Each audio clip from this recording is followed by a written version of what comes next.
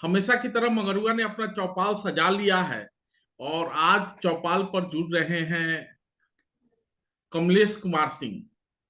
पंचायत खबर के robin editor हैं और बिहार की राजनीति पर बड़ी करीब नजर रखते हैं। नीतीश कुमार तो सबके हैं, लेकिन कब तक ऐसे चलेगा बिहार? अब देखिए, ये तो बिहार की सियासी जमीन ऐसी थी, है या रहेगी, यह कह पाना तो बेहद मुश्किल है। लेकिन इतना है कि नीतीश जी जब तक रहेंगे सक्रिय राजनीति में, तो शायद हम सभी को ऐसे ही दिन देखने पड़ जाएं। और इसके लिए सिर्फ नीतीश कुमार ही दोषी नहीं है। इसके लिए अगर हम इसे जरा क्रिकेट की भाषा में समझें तो यहाँ त्रिकोणीय मुकाबला है, ट्राई सीरीज चलती रहती है। जैसे अगर हम लोग देखें तो India Australia England tri series अगर कोई मैच हो रहा हो, ठीक उसी तरीके से यहाँ पे जदयू, बीजेपी और आरजेडी, ये तीनों के बीच ट्राई सीरीज का गेम होता है। इसी में अब तीन ही खिलाड़ी हैं, तो एक खिलाड़ी जो एक टीम जो है वो दूसरी टीम के साथ खेलती रहती है, फिर वही टीम फिर दूसरे टीम के साथ खेलती रहती है। तो इन्होंने इस तरीके से चक्रव्यूह रच दिया है, राजनीतिक चक्रव्यूह रच दिया है कि जनता इसमें फंसी पड़ी है। आखिरकार इन सब के बीच हमें यह भी जरूर पूछना चाहिए कि इन सब में जनता का क्या दोष है? ठीक है, राज कभी किसी के साथ तो कभी किसी के साथ, तो ये राजनीति तो चलती रहेगी।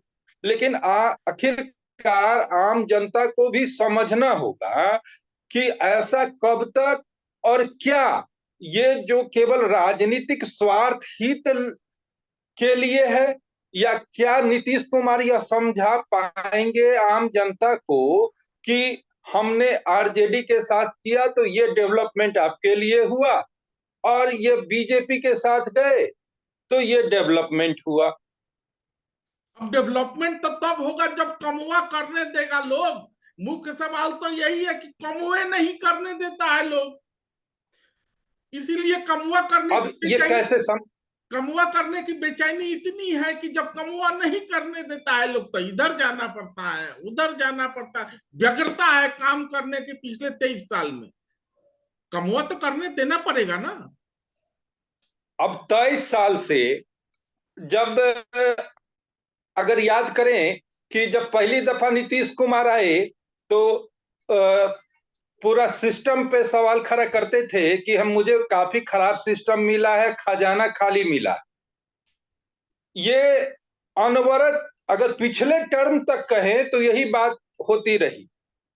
आज भी आप भी बिहार के एक गांव से बिलोंग करते हैं, मैं भी एक छोटे से कस्बा नुमा शहर से ही बिलोंग करता हूं।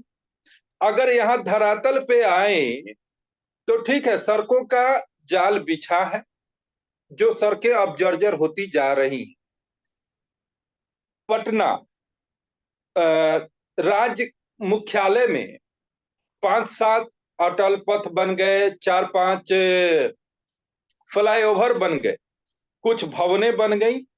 इसी को डेवलपमेंट कहेंगे क्या? आज भी आप आइए, चलिए मेरे साथ घूमिए, गांव गांव घूमिए। बिजली कितनी घंटे, सड़कों का हाल बना जरूर था, अब उनके क्या हाल है। आप 4 लाख नहीं 10 लाख शिक्षकों की नियुक्ति कर दें, आप जाकर के देखें, सरकारी आंकड़ों में है कि 6,000 सरकारी विद्यालय के पास अपना भवन नहीं है। अभी अगर मौजूदा समय की बात करें, एक डेवलपमेंट की वानगी देखिए।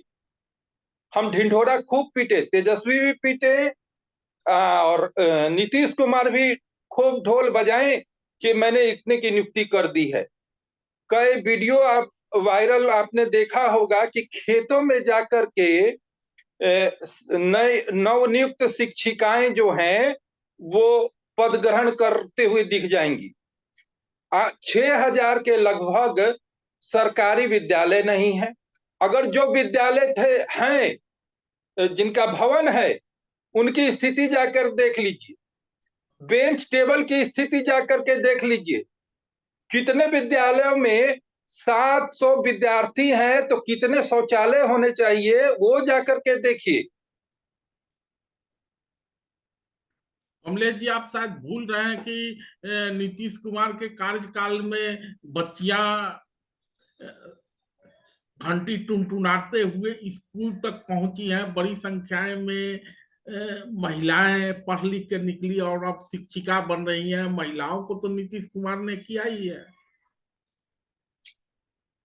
संतोष जी, बड़ी विडंबना है हमारे साथ, जहां से अगर हम पिछले 2 दशक की ही बात करें, उससे पहले जाने की जरूरत नहीं है। कई राज्य हमसे काफी आगे निकल गए। आज भी हम सड़क पानी बिजली में ही फंसे हैं।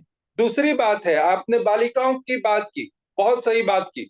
उन्होंने 33% आरक्षण की बात कही, वो भी सही है।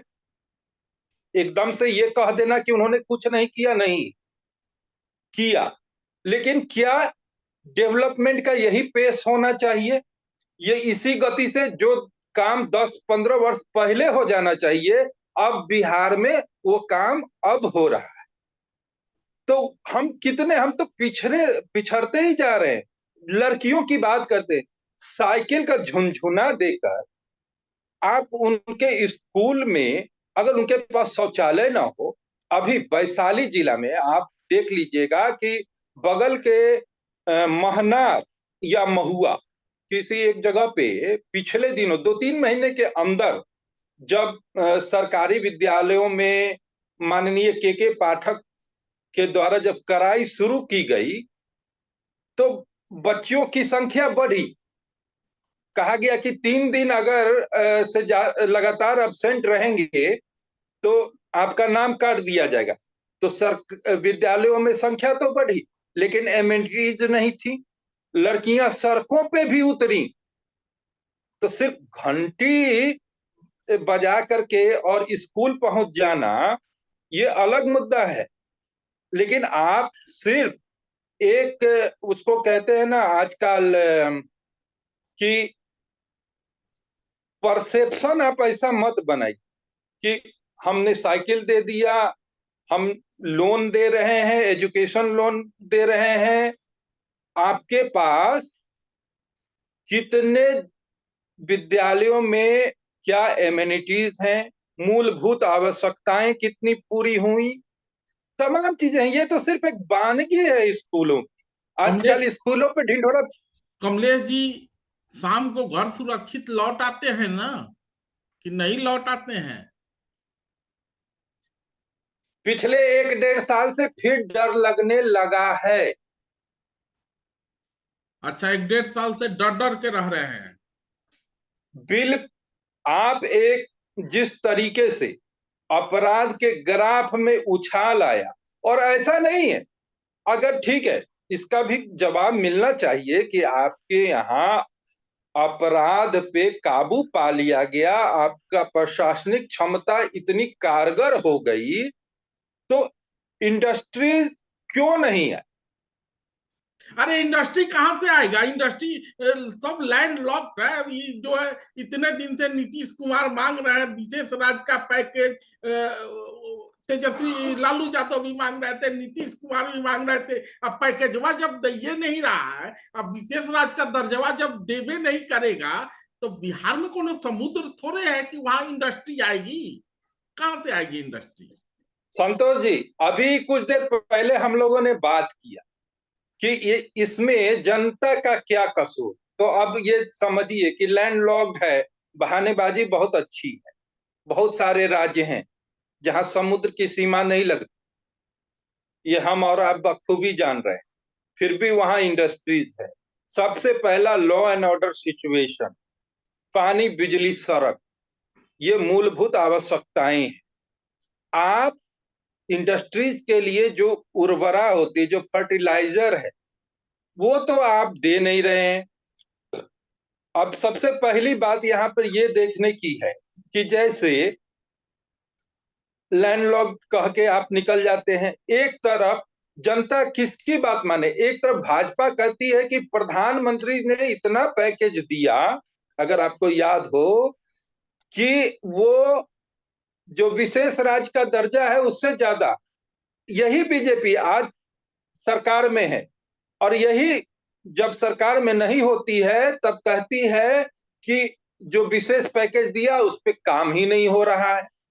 फिर आप उसी को मुख्यमंत्री मानते हैं, फिर वही राग आलापा जाए। तो जब बीजेपी के साथ होते हैं तो फिर विशेष राज्य की दर्जा की बात गौण हो जाती है। तो इन सब चीजों के बीच में आम जनता का क्या कसूर? आज भी भेड़ बकरियों के लिए, भेड़ बकरियों के जैसे ठसम ठस क्लास में जनता जाती है, और बाहरी प्रदेशों में आज भी मजदूरी दिहाड़ी करने के लिए, पीटने के लिए हमेशा हर एक, कोई एक ऐसा दिन बताएं जहां से बाहरी प्रदेशों के लिए गाड़ी खुलती हो और जिसमें मजदूरों का काफिला आपको न दिखे। मैंने एक तरफ वो चाह रहे थे कि इंडिया गठबंधन को थोड़ा आगे आगे बढ़ा के बिहार का आदमी प्राइम मिनिस्टर बने, वो भी आप लोगों को मंजूर नहीं है। बिहार में वो चाहते हैं कि डबल इंजन की सरकार चले, वो भी मंजूर नहीं है। आखिर चाहते क्या हैं आप लोग? एक आम बिहारी होने के नाते मुझे उन परदेशों के समक्ष खड़ा होना है। जब हम बाहर जाते हैं, जब हम यूपी जाते हैं, हम किसी, हम हो आप हो, किसी राजनीतिक दल से संबद्धता तो रखते नहीं है। हमारी चिंता हमारी भूमि है, हमारी मिट्टी है, हमारी माँ की है। हम यूपी में अखिलेश की भी सरकार है रही, यूपी में बाबा की सरकार है अभी। आप हमें बताइए कि लगभग 4 या 5 शहरों में मेट्रो ट्रेन दौड़ रही है। हमारे बिहार में अब जाकर पटना में खुदाई शुरू हुई है। अरे तो पटना के अलावा बिहार है कहाँ? पटना है या नालंदा है, थोड़ा बहुत गया है, और बिहार कहाँ है? तो यही तो फर्क है ना। एक अब तो पटना को भी माफ कीजिए, अब तो सारा कुछ नालंदा राजगीर ही है। एक से जू सफारी हो, ग्लास ब्रिज हो, जो या अन्य चीज हो, वो सब कुछ अब वही है। पर्यटन का डेवलपमेंट के नाम पे अगर आप हैं, क्या सोनपुर नहीं है? क्या वहां पर्यटन के लिहाज से क्या चीज नहीं है जो बढ़ाया जाए तो देश क्या विदेश स्तर, विदेशी सैलानियों का भी रहेगा। आप देखिए, हम बगल में वैशाली है, आपने क्या ध्यान दिया? गणतंत्र की जननी है, जो जिस लोकतंत्र की दुहाई यहां से लेकर अमेरिका तक होती है, और उसकी जननी को आपने उपेक्षा का शिकार बना दिया। एक बौद्ध स्तूप पिछले दसियों साल से आज बन रहा है, कल बन रहा है, बन रहा है, अब जाकर के अंतिम चरण में है शायद वहां का काम। मुजफ्फरपुर, आप कहीं भी चले जाइए, भागलपुर आप चले जाइए, दरभंगा, कौन सा ऐसा जिला है जहां पर्यटन के लिहाज से आप उसको विकसित नहीं कर सकते थे? आप सिर्फ पर्यटन पे ही अगर ध्यान देते तो हो सकता था बिहार में विदेशी सैलानी भी आते, बिहार में अन्य प्रदेशों के लोग भी आते। हमारी जो यहाँ की धरोहर थी, उसको डेवलपमेंट, उसका डेवलप करने पे आप लोगों ने क्या किया? बिहारियों की आदत रही है ना कि इतिहास की बात आप लोग ज्यादा करते, सब कुछ है ये है। और नीतीश कुमार कमवा करना ही चाहते हैं, आप लोग करने दे नहीं रहे, तो फिर नीतीश कुमार मजबूरी क्यों है? जनता भी आ, जनता भी उनको पूरा बहुमत देती नहीं है, तो इधर जाते हैं उधर जाते हैं, लड़ते हैं पलटते हैं, फिर आप लोग कमोख होते हैं। और नीतीश आपकी मजबूरी भी है। अब ये तो जातियों के बीच में, जातियों से ऊपर उठ के जो अभी तक अ, अभी तक जो राजनीतिक दल स्वार्थ की राजनीति करते रहे हैं, येन केन प्रकरण सत्ता हासिल करने के लिए, मेरा तो एक सुझाव है कि अब जनता जो है स्वार्थ सिद्धि करे अपने डेवलपमेंट के लिए, अपने सिर्फ और अपने विकास के लिए। और जनता, हर एक जनता को ये सोचना ही होगा। क्यों सोचना होगा? कि जैसे राजनीतिक दल को कुर्सी चाहिए मुख्यमंत्री के लिए, मंत्री पद के लिए, तो हमें मेरा विकास ही मेरा कुर्सी है, वही कौन सी कौन सी जन प्रधानमंत्री का कौन कुर्सी। कौन सी जनता की बात कर रहे हैं आप? उसी जनता के लिए ना जातिगत जनगणना हुआ। उसी जातिगत जनगणना में जब 75% का दिया जाता है, चाहे आंकड़ा जब किसी जाति का बढ़ता है तब भी आप शोर मचाते हैं। जनगणना आप होने नहीं दे रहे थे, फिर आप कहते हैं कि सब लोग मिल भी जाए। सब कहां से होगा? संतोष जी देखिए, विकास होता है ना तो किसी जाति को देखकर नहीं होता है, किसी संप्रदाय को देख के नहीं होता है। कोई नालंदा और पटना को और वैशाली, मुजफ्फरपुर, दरभंगा को छांट कर नहीं होता है। अगर सड़कें बनती हैं तो उसमें हर एक जातियों के लोग चलते हैं, हर एक संप्रदाय के लोग चलते हैं। अगर मेट्रो की सुविधा किसी को मिलती है तो किसी एक जाति वर्ग के लिए नहीं मिलती है। हमें यह समझना होगा। ठीक है, आप 75% कर दें या 100% आरक्षण कर दें, लाभ किनको मिल रहा है? जो उसमें पहले से जिनके पास मलाई है उन्हें और मलाई मिल रहा है। आज भी आप देखिए कि अगर दलितों की बस्ती में चले जाएं और वहां पे आप जाकर के देखें, 2 जून की रोटी नहीं है भाई साहब। पांच वो साल 5 साल से भाजपा की सरकार, केंद्र की सरकार, डबल इंजन की सरकार, बीच में इंजन थोड़ा सा पटरी से उतर गया था। 5 साल से कह रहे हैं आप लोग की, मैंने भाजपा की सरकार कह रही है कि हम गरीबों को 80 करोड़ लोगों को मुफ्त में अनाज दे रहे हैं। आप कहते हैं कि रोटी नहीं है। तो किस पे भरोसा किया जाए? एक तरफ है कि कमोए नहीं करने देता है, दूसरी तरफ है कि डबल इंजन की सरकार में सब कुछ ठीक है, गारंटी दी जा रही है। समझ में नहीं आ रहा है कहाँ क्या गड़बड़ कहाँ। अगर जनता चावल और गेहूं के थोड़े से में संतुष्ट हो जाए। आप मैं पहले बात अपनी समाप्त कर दूं कि जब आप किसी दलित बस्ती में जाएं, जो चावल मिलता है वो खाने योग्य नहीं होता। गेहूं है, उसको भी बेच के लोग आटा खरीद लेते हैं, वो ठीक है, चलिए। क्या इतने से पेट भर जाता है क्या? क्या अगर इसी से पेट भर जाए तो बाहरी प्रदेशों में लोग काम करने न जाए, और यहाँ मजदूरों के लिए, जो आम नागरिक है, अगर सही मायने में कहें तो बिहार में जो कुछ भी थोड़ी बहुत आर्थिक गतिविधियां हो रही हैं वो आम जनता के कारण हो रही है, या जो सरकारी सेवक हैं उनके कारण हो रही है। हम आप ही यहाँ पे दुकान खोलते हैं, उसी से रोजगार पैदा करते हैं, और डेवलपमेंट के नाम पे जो कुछ भी होता है उसमें कितने मजदूर लगते हैं।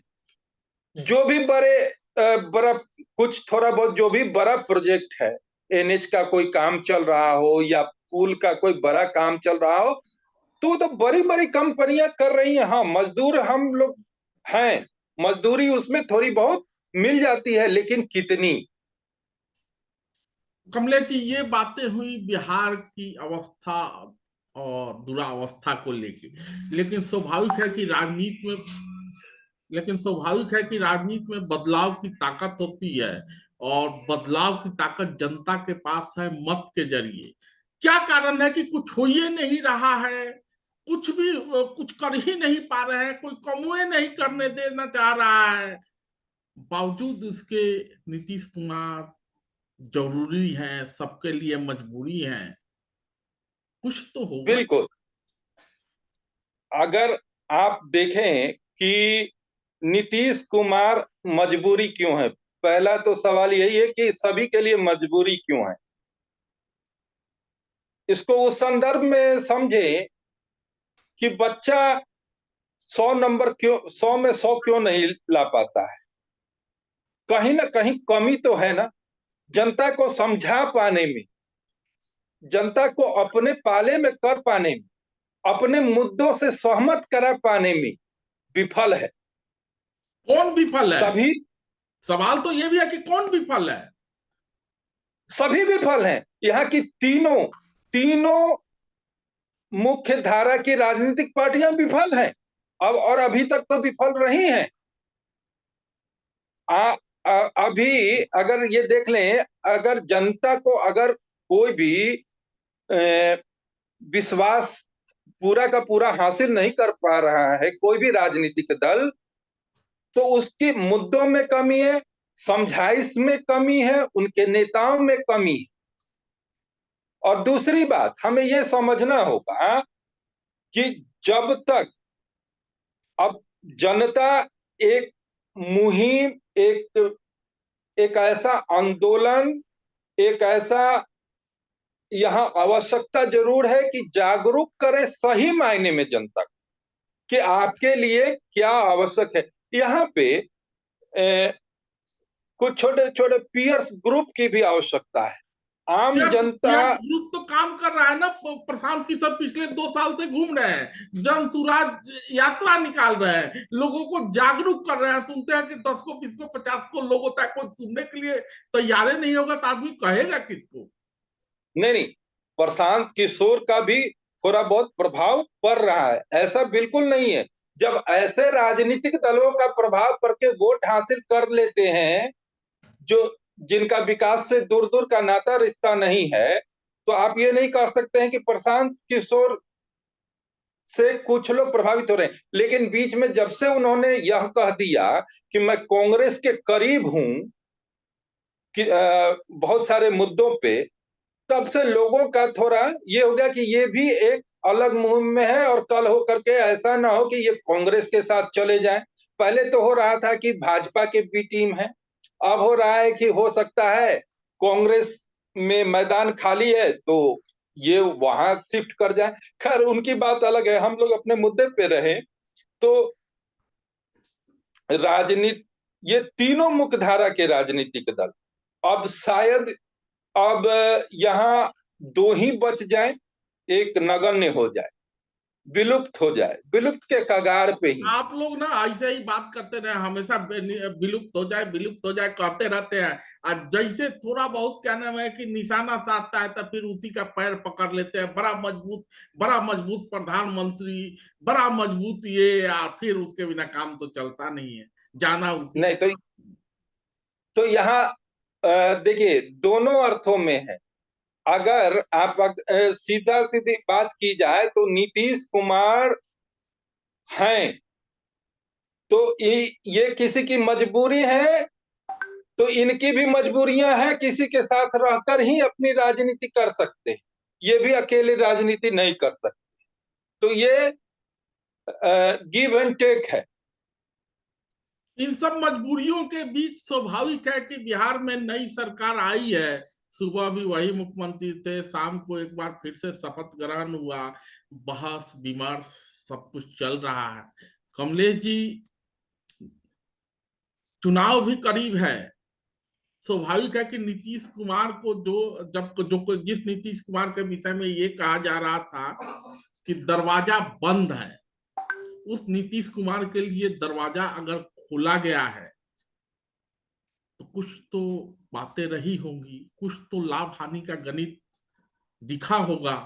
या उधर जो लोग बिहार में मुख्यमंत्री पद पे दावा ठोक रहे थे और नीतीश जी को पीएम इन वेटिंग बता रहे थे कि प्राइम मिनिस्टर बनेंगे, उनका भी सपना टूटा है।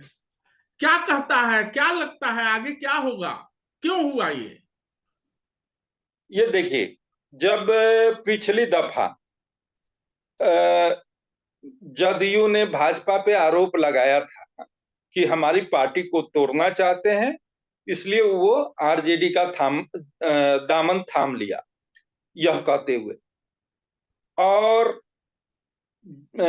उन्होंने, नीतीश कुमार ने साफ तौर पे कहा था कि 2025 में विधानसभा चुनाव तेजस्वी के नेतृत्व में लड़ा जाएगा। लेकिन आरजेडी की व्याकुलता, खुद आरजेडी के सर्वोसर्वा लालू प्रसाद यादव की पुत्र मोह इतनी बढ़ गई कि वो समय से पूर्व चाह रहे थे कि किसी भी प्रकार नीतीश सत्ता से दूर हो जाए और केंद्र की राजनीति में चले जाए और तेजस्वी टेक ओवर कर ले। बीच में ऐसी भी बात उठी कि जदयू का आरजेडी में विलय हो जाएगा। तमाम तरीके के प्रकरण लगातार चलते रहे, लेकिन नीतीश जी ने साफ तौर पे कहा था उस समय, और यह रिकॉर्डेड बयान है कि 2025 विधानसभा चुनाव तेजस्वी के नेतृत्व में लड़ा जाएगा। तो ये छटपटाहट समय से पूर्व या नीतीश की अभी तक की जो सियासी आदतन रही है उसे मद्देनजर रखते हुए लालू प्रसाद यादव ये भांप चुके होंगे, क्योंकि वो तो राजनीति के माहिर खिलाड़ी हैं, कि हो सकता है कि फिर ये कभी किसी पाले में चले जाए तो तेजस्वी मुख्यमंत्री न बने, जदयू तोड़ने की साजिश हो या चाहे जिस कारण से हो। तो इधर व्याकुलता बढ़ती गई और नीतीश धीरे धीरे दूर होते गए। और अभी तक के, जहां तक हम लोग 2 दशकों की राजनीति बिहार की देख रहे हैं, तो निश्चित तौर पे केंद्र में नीतीश कुमार रहे हैं, बिहार की राजनीति के केंद्र में। उन्हें इग्नोर करके कोई भी राजनीतिक दल या कोई भी व्यक्ति जो राजनीति को थोड़ी बहुत समझ रखता हो, वो उनसे इतर सोच नहीं सकता है। और वो केंद्र का वह व्यक्ति कुर्सी के बगैर रह नहीं सकता, यह भी सर्वविदित है। तो ऐसे में अब उनको कुर्सी भी रखनी थी। अगर मोह माया नहीं है उनकी कुर्सी से तो वो हट जाते, कहते कि चुनाव होगा, जिसको जो जनता जैसा जनादेश देगी वैसी बात होगी। कमलेश जी? अब हम लोग बातचीत के अंत में हैं, समय समय पे हम लोग बतियाते रहेंगे। ये बताइए कि नीतीश कुमार भाजपा के पाले में चले गए हैं और बार बार ये बातें दोहराई जा रही है कि अब तो पिछली बार 39 था, अब तो 40 तय है। इसमें कितनी सच्चाई है? दूसरी बात है कि एक ये भी बात हो रही है कि नीतीश कुमार इसलिए उधर गए हैं क्योंकि नीतीश कुमार को ये लगने लगा था कि अगर भाजपा के साथ नहीं मिलेंगे तो संसदीय चुनाव में साफ हो जाएंगे। बहुत सारे उनके सांसद ये मांग भी कर रहे थे।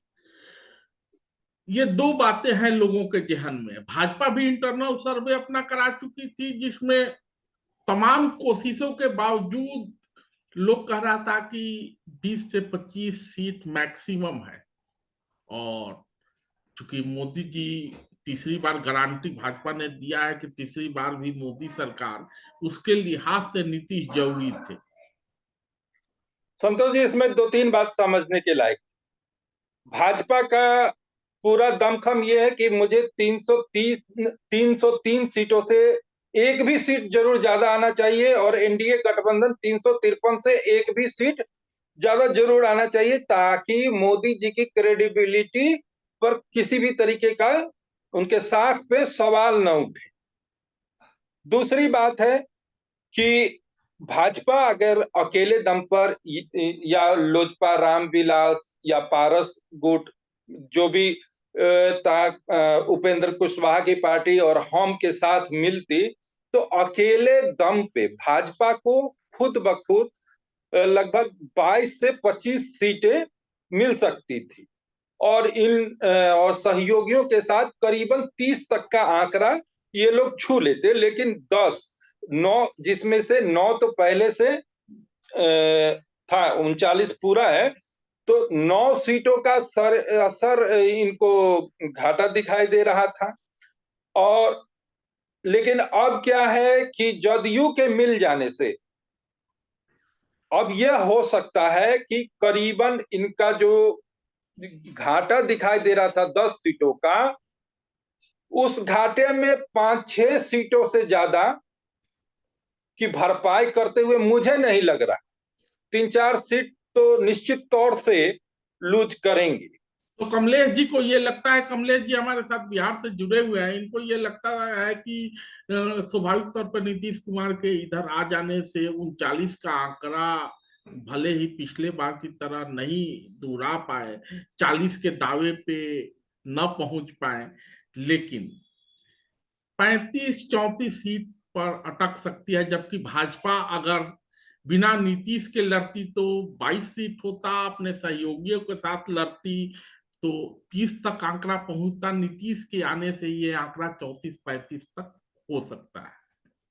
यही कह रहे हैं अब कमलेश जी। बिल्कुल ले, बिल्कुल संतोष जी, अब लेकिन इसी में अगर हम देखें, लेकिन भानुमति का जो कुनबा आपने जोड़ा है, और ये जो, चूंकि प्रसाद तो एक के हाडी ना है, 40 को सीटवा है, तो सबको, चिराग को भी रखेंगे, कुशवाहा को भी रखेंगे, नीतीश को भी रखेंगे, भाजपा खुद है। नीतीश स्वाभाविक है कि लालू जी से कह रहे थे कि हमको तो 17 पे लड़े थे, 17 चाहिए।